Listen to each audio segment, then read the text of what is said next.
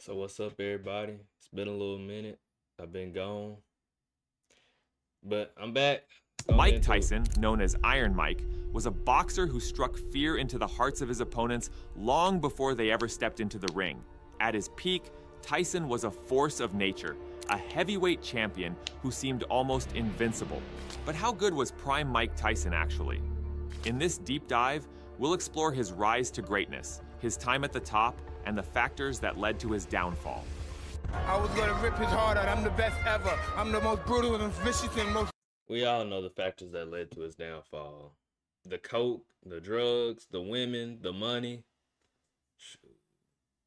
And wow, whenever you got all that money, they don't tell him what. Ruthless champion there's ever been. There's no one can stop me. Lynx is a conqueror. No, I'm Alexander. He's no Alexander. I'm the best ever. There's never been anybody ruthless. I'm Sonny Liston. I'm Jack Dempsey. There's no one like me. I'm from their claw. There's no one that can match me. My style is impetuous. My defense is impregnable. And I'm just ferocious. I want your heart. I want to eat his children. Praise be to Allah.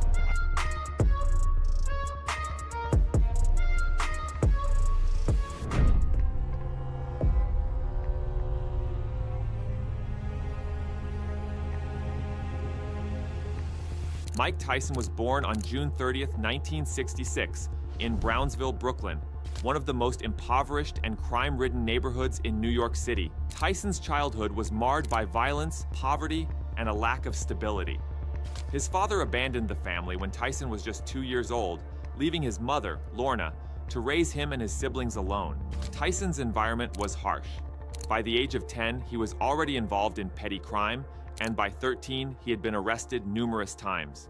Tyson's early life was a constant struggle for survival, and he often resorted to fighting to defend himself on the streets. It was during this time that he discovered his natural talent for fighting.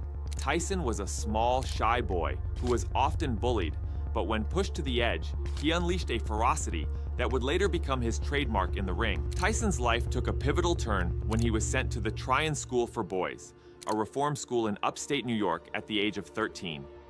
It was here that Tyson's raw talent was first noticed by Bobby Stewart, a juvenile detention center counselor and former boxer. Stewart introduced Tyson to the sport.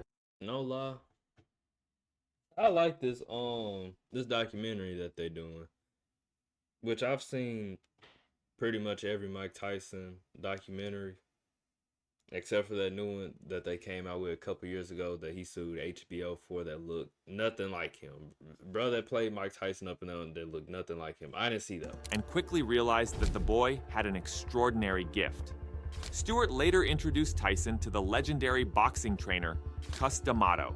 D'Amato saw in Tyson not just a great fighter, but also a potential world champion. D'Amato became more than just a trainer to Tyson. He became a father figure, providing the stability and guidance that had been missing from Tyson's life. Under D'Amato's mentorship, Tyson was taught the peekaboo style of boxing, a defensive technique that allowed him to slip punches and counter with devastating force. D'Amato also instilled in Tyson the psychological mindset of a champion, teaching him that the mental game was just as important as the physical one. And one day he used to say, listen, you have the chance to change your life, your family's life. You could be something very special. Don't you want to be champion? You could be champion of the world. And I didn't pay no attention to it. He said, really? You could be champion of the world. You could devastate the world. No man could take what you do. You just got to believe it. And I started believing in this old man. I can't say honestly I have a very deep affection for him. I do. To me, he's my boy. He's with me. But I often say to him, you know, I owe you a lot, and he doesn't know what I mean, but I'm going to tell him now what I mean. If he weren't here, I probably wouldn't be alive today. The fact that he is here and doing what he's doing, and doing as well as he's doing, and improving as he has, gives me the motivation and interest to stay alive. Because I believe that a person dies when they know. Sometimes I just be thinking, it's just crazy how all of Mike Tyson's business is out there.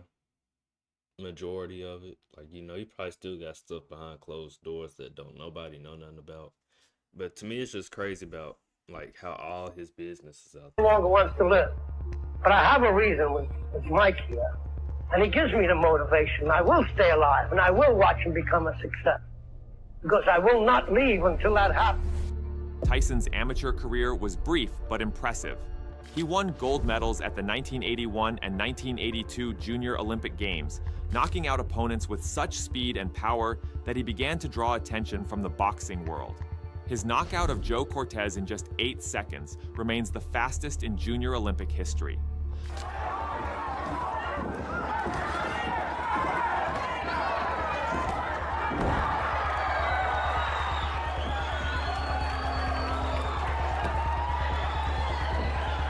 How you doing, Coach?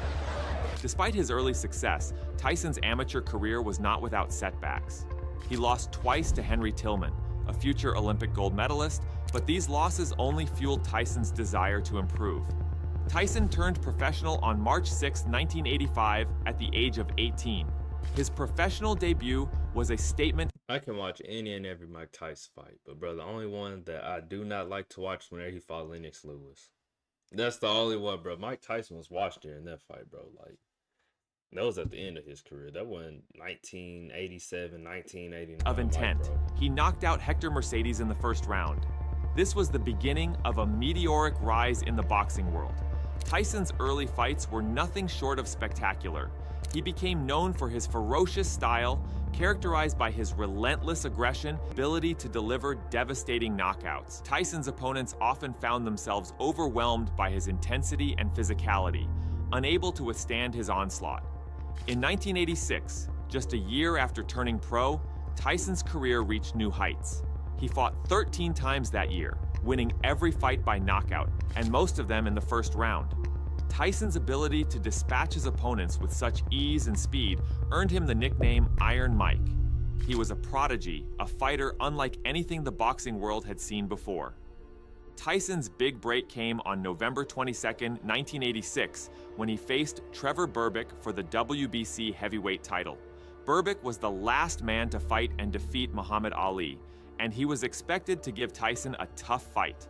However, Tyson dismantled Berbick in just 2 rounds, knocking him down 3 times before the fight was stopped. At 20 years old, Tyson became the youngest heavyweight champion in history, a record that still stands today. After winning the WBC title, Tyson set his sights on unifying the heavyweight division. In 1987, he fought James Bone Crusher Smith for the WBA title and Tony Tucker for the IBF title. Both fights went the distance, but Tyson won by unanimous decision, becoming the first heavyweight to hold the WBA, WBC, and IBF titles simultaneously. Tyson's dominance in the ring was undeniable. He was not just winning, he was destroying his opponents, often before they had a chance to mount any meaningful offense. Tyson's success was largely due to the peekaboo style taught to him by Cus D'Amato. This style emphasized a high guard, with both hands held close to the face, and a lot of head movement to avoid punches. Tyson used this technique to get inside his opponent's reach, where he could unleash his powerful hooks and uppercuts. His ability to slip punches and counter with devastating blows made him one of the most dangerous fighters in boxing history. Tyson's punching power was legendary. He had an uncanny ability to generate immense force with his punches, often ending fights with a single blow. His knockout ratio was among the highest in heavyweight history, and his speed and explosiveness made him a formidable opponent for anyone who stepped into the ring with him. Tyson's punches were not just powerful, they were... And something else, too, that he didn't mention. That man trained in 18-ounce gloves, which not too many people that train nowadays use. But, bro, 16 ounces is heavy enough, dog. Which I know Lomachenko, he used 18 ounces, and whenever Lomachenko put on them 18 ounces, it looked like he using 12s or 14s. Were also precise. He had a natural ability to find openings in his opponent's defenses and exploit them with devastating efficiency. During his prime, Tyson was more than just a boxer. He was an unstoppable force. His reputation preceded him. Opponents were often defeated before the fight even began, intimidated by Tyson's ferocity and the fearsome aura he carried into the ring. Tyson's pre-fight stare-downs became iconic as he would fix his gaze on his opponent, never breaking eye contact, conveying a sense of impending doom. Despite his dominance, Tyson was not without his critics. Some argued that Tyson relied too heavily on his power and aggression, neglecting the technical aspects of boxing. Critics pointed out that Tyson rarely fought off the back foot and struggled against taller opponents who could keep him at a distance with their reach. However, Tyson's ability to close the distance and unleash his powerful punches often neutralized these criticisms. As Tyson's career skyrocketed, his personal People always got something to say whenever you win it, dog. It'd be crazy to me. Whenever you win it, people always got something to say. life spiraled out of Whenever control. you start, people The always death got of something to say. D'Amato in 1985 was a devastating loss to Tyson, who had relied on D'Amato for guidance and stability. Without D'Amato, Tyson became increasingly vulnerable to outside influences. He began to surround himself with a questionable entourage, including promoter Don King, who many believe exploited Tyson for financial gain.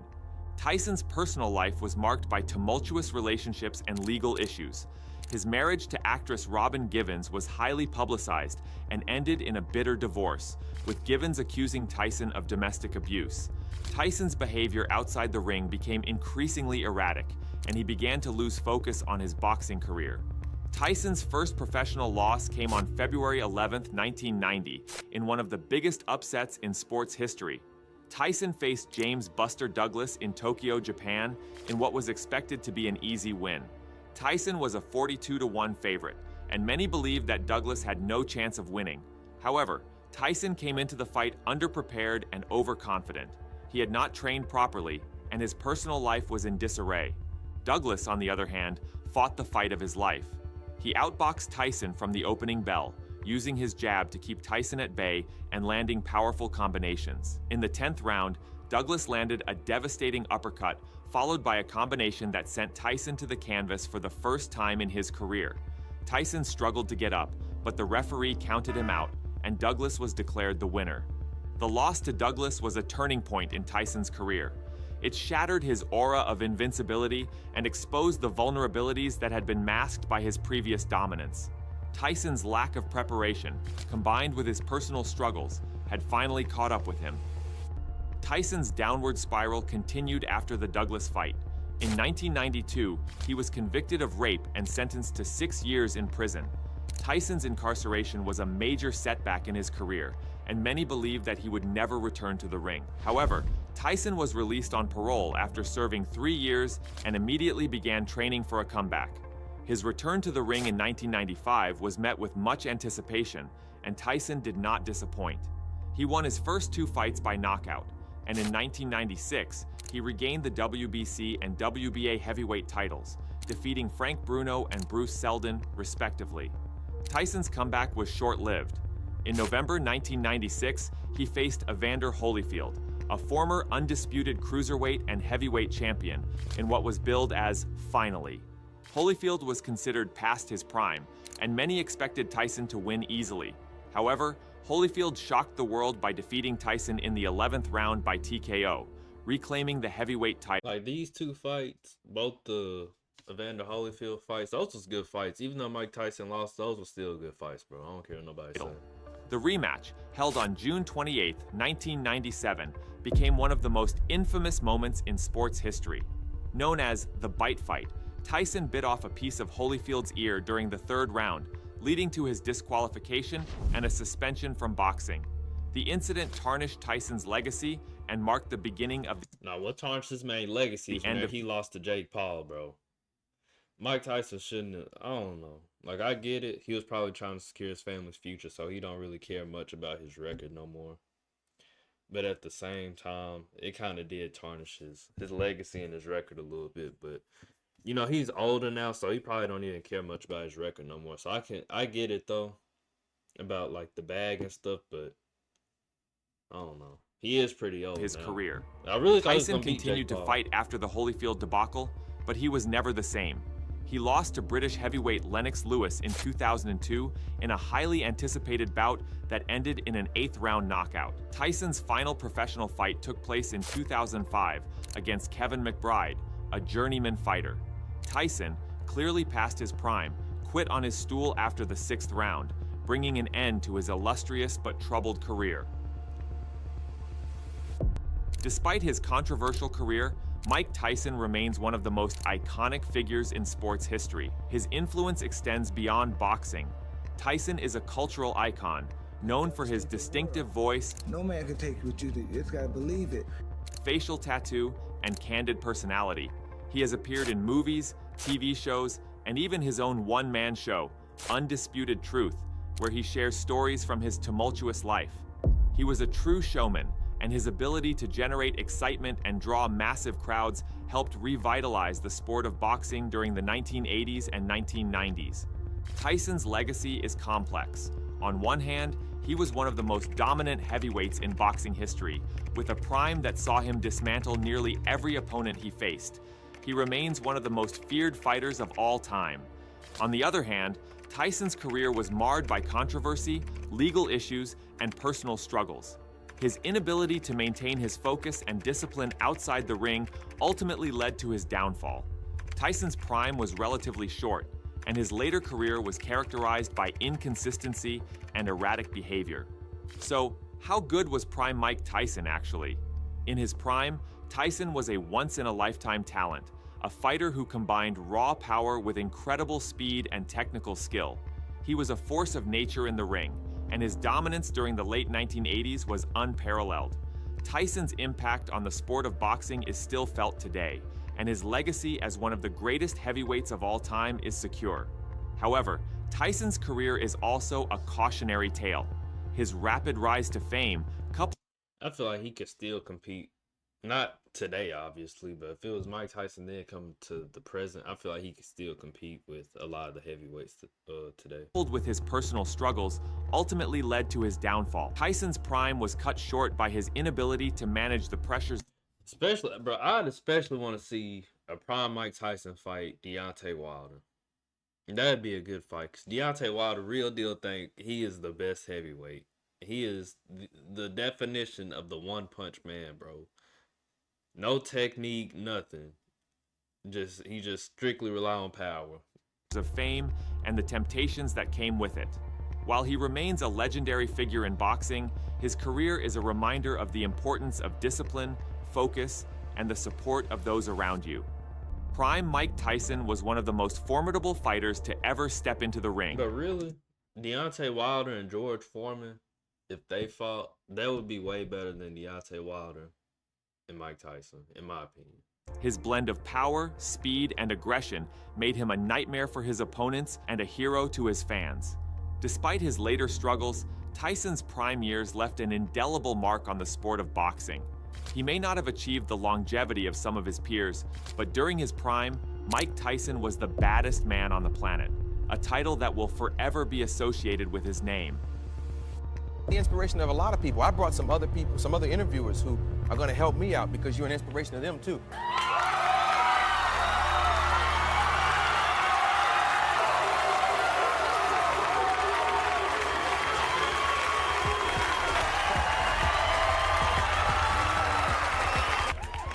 Now, what's wrong? I'm scared of him. You're scared of this one? He's a sweetheart. He's a real team. Who would have won if you fought this man in your prime?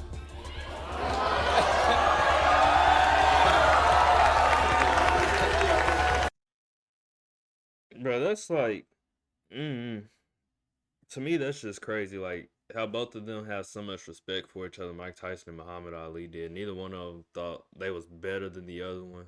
Yeah. You know, it's just that mutual respect, something that Floyd Mayweather don't have, bro. Floyd swears that he's still the best. He can still beat whoever. And it's like, bro, you still have to give everybody they props, bro, in boxing. Floyd doesn't even box no more. He still think that he's the best, dog. He doesn't give nobody they props. He's a dancing now. And to me, I feel like Floyd will never be remembered like Mike Tyson, Muhammad Ali, Sugar Ray Robinson. He won't be remembered like none of them. And it came from this man right here in the middle, Sugar Ray Leonard. Floyd will not be remembered like any of them, bro. Yeah, you were a dancer. You moved. He's too cocky. He's too arrogant. So fast. Uh-huh. If he hit me. I'm vain. I know I'm great, but can I tell you something? In this situation, every head must bow, every tongue must confess. This is the greatest of all time.